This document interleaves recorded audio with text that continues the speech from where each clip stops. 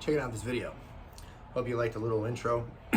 Just doing some quick riffage, some upright bass action. Doing a little simple little shuffle in whatever key I was playing in. My Precision Guitar Kids LP kit. This is my second one. The first one I bought was a Flying V. I liked it. I loved it. I decided to give it to my cousin, not because I didn't like it, just because, I don't know, it seemed like the right thing to do at the time. She plays in this really awesome doom, heavy metal, heavy psych, stoner fuzz, whatever the hell kind of band, which I absolutely love. But then a few months ago, I was like, you know what? I want another Flying V. And I went to Precision Guitar Kits, and they didn't have any. This was actually probably like 6, 7, 8 months ago. They actually didn't have much of anything in stock, but they had their most popular kit, which is this LP kit with the mahogany back, mahogany neck, figured maple top, not highly figured, depending on which angle you hold it in the light, you know. But yeah, chambered. You hear that little hollow sound? I don't care about chambered. I don't care about that. The thing sounds great. I mean, listen. That's acoustically, it sounds awesome. Anyway, hey, you buy the guitar, the neck and the body are separate. It is a set neck, it's not a bolt-on. And you pop it in place, make sure it fits. If it was too tight, I might have maybe tried to sand a little bit. But since this is my second kit and I've seen mostly great reviews, and plus I already had another kit, I didn't have to do any measuring. It just popped into place, made sure it fit, it was tight. Picked it up without any, glue. It stayed in place. Cool. If it was too tight, I had to beat it with a hammer to get it in, I would have sent it back. If it was too loose, I would have sent it back. I don't have time to be shimming. Nothing in this sensitive area in the neck. So yeah, man, I just put some glue in there. I actually used fish glue. Stewback fish glue, which is supposed to be, I wanted to experiment with hide glue, but hide glue, hot hide glue, that's not for the novice. You've got like a set time of like 30 to 40 seconds. And if you don't get it right the first time, you're just gonna have a bunch of gunk in there. So fish glue is a good alternative because it's supposed to be really, really hard and it's supposed to be better for sustain. I don't know. What the hell? I got fish glue in the refrigerator. It is organic and it's got a shelf life for a long time. Anyway, but yeah, once I did that, got the neck glued in, I commenced to doing the grain filling on the mahogany. I used Aqua Coat, which takes like 30 minutes to dry. Anybody that's grain filled with oil-based grain fillers, you know what I'm talking about. It's a pain in the ass. But yeah, Aqua Coat is great. The first application, I made it dark to really try to bring out some of the grain detail in here. And that is a nice piece of mahogany, which is why I didn't put any color in the back. I just left it natural. And I think it took me about maybe 3 applications of grain filler to get it all filled, okay? And then with maple, it's not an open grain wood. You don't have to grain fill the maple. And then I just did a tinted yellow tint. Mixed it up and sprayed it with one of those Preval sprayers, little glass jar, aerosol. You can buy those at most auto parts stores. Home Depot sells them, that's where I bought mine. You can mix up your own lacquer tint, you can make your own paint. There you go. And lots of lacquer. I think I put about 18 to 20 coats of clear lacquer in here, which might sound a little excessive, but it's nitrocellulose lacquer. I mean, over time it's going to gas off and it's just going to sort of thin itself out naturally. It's better to have too much lacquer than not enough. I didn't get any sand throughs. That's important. You don't want sand throughs. You don't want to sand through your lacquer clear coat.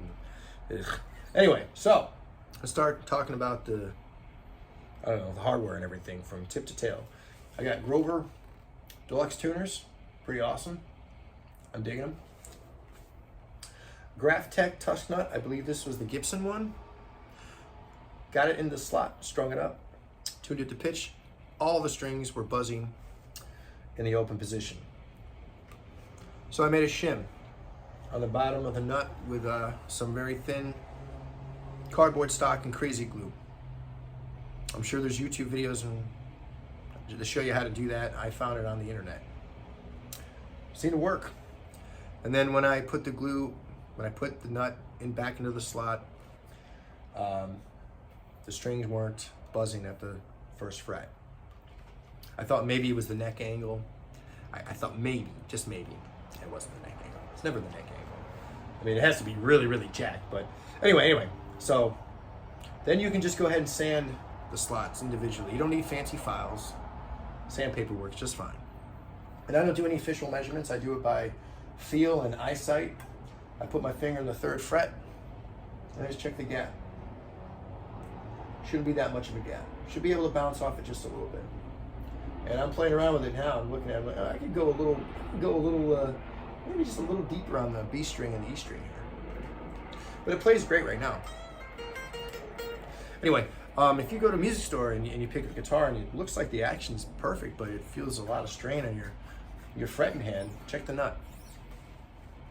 Even if you go to the store and buy a brand new guitar, you may have to take it to a guitar guy to do some tweaks on it. It's not a big deal. It's just pretty common knowledge. But if you grab something off the wall and it plays perfectly to you the first chord you play, that's great.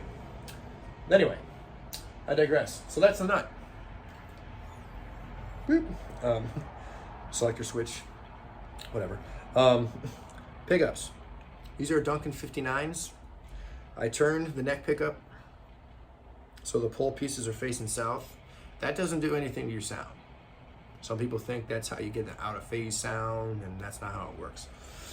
You have to physically open up the pickup and take the magnet and flip it around.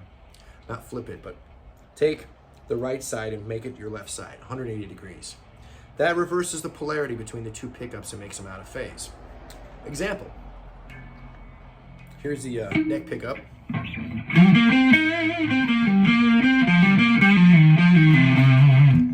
Bridge pickup.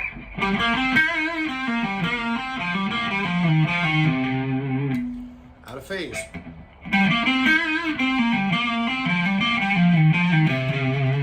It's got that nasally sound, almost a cocked wah sound, but not as brittle.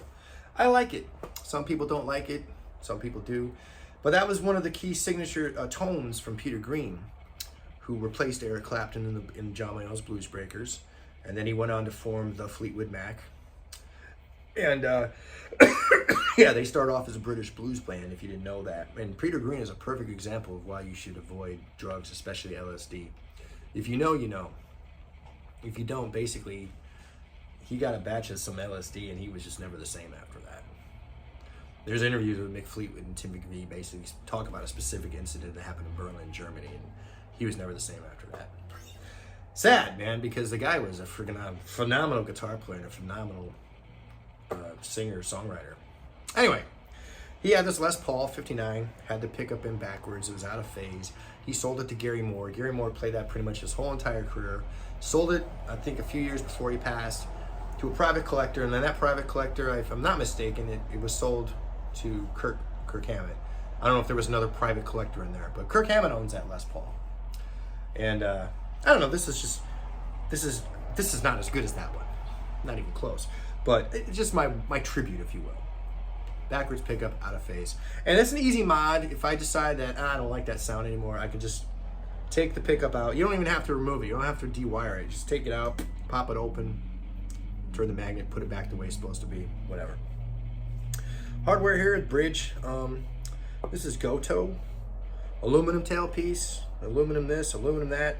Titanium saddles, I think. I might replace this with some brass saddles.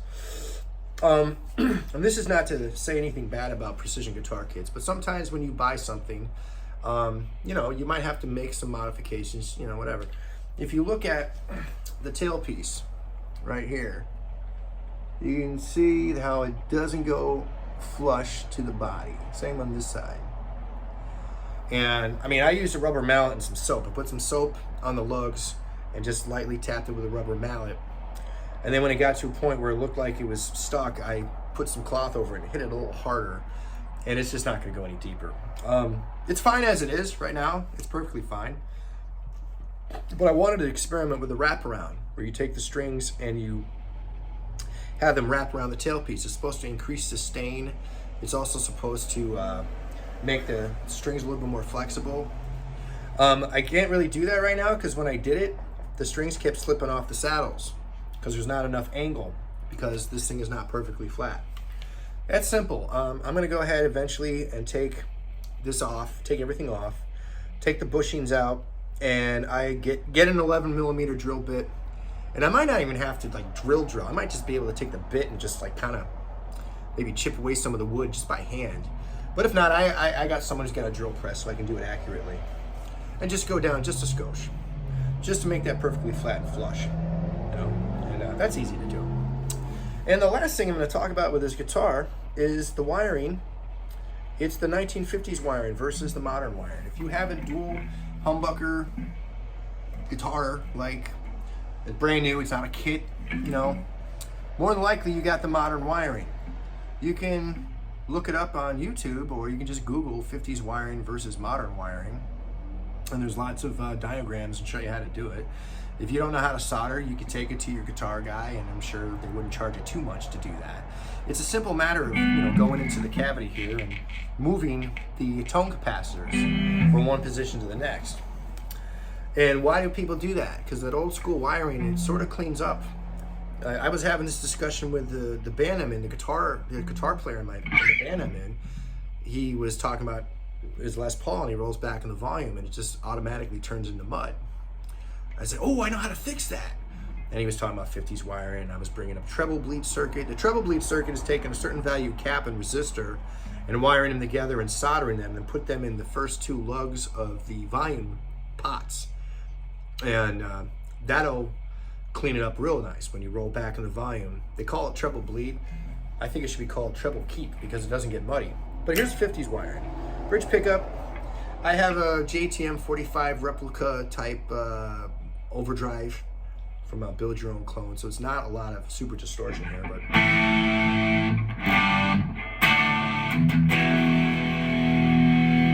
you roll back on the volume.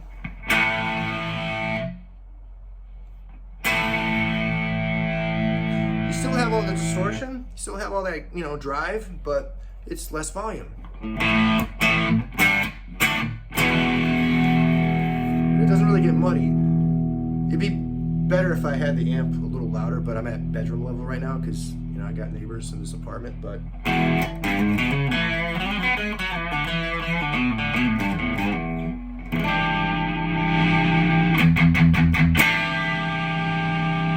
it's cool because you can, like, you know, maybe play your rhythm on here, roll this back a little bit.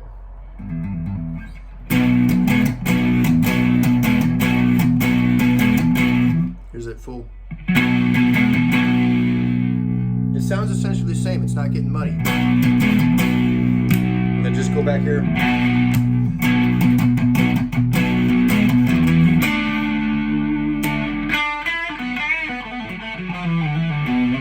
I think you get the idea. One perfect example is one of my favorite rig rundowns that Premier Guitar does. A year or two ago, 3 years ago, I don't know. They did AC/DCs, and they're talking about Angus and Malcolm's rig. Stevie Young's rig, which was all Malcolm's stuff. But when it came to solos for Angus, you know, Angus is a maniac. He maybe he jogs around the stage nowadays because he's old, but you know what I mean. He runs all over the stage, blah, blah. He's got no time to be stepping on no pedals. And, you know, I don't know how much of the stuff that they do is like epically rehearsed, but, you know, his guitar tech's like, you know, I don't know when he's going to boost the solo, this and that. Angus does it old school.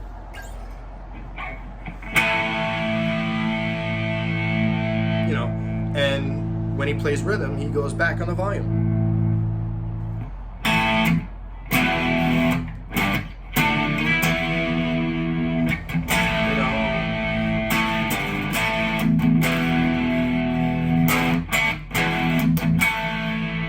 Then when he wants to do the solo, we just go.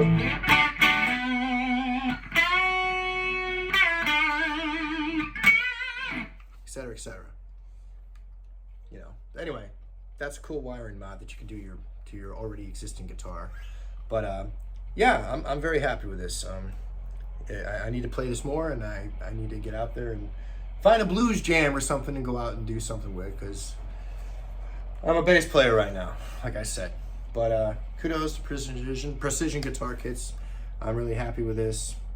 This is great. And I forgot to mention too, once I got the nut and the bridge and everything, blah, blah, blah, couple of tweaks of the truss rod, couple tweaks of the bridge, this thing just plays beautifully.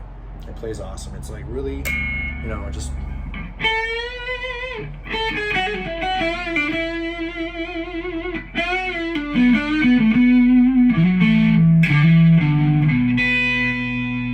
I'm playing slow, but it's really cool, man. I'm very happy. So, yeah, man. If you're thinking about buying a precision guitar kit, do it. Do it now. Thanks for watching.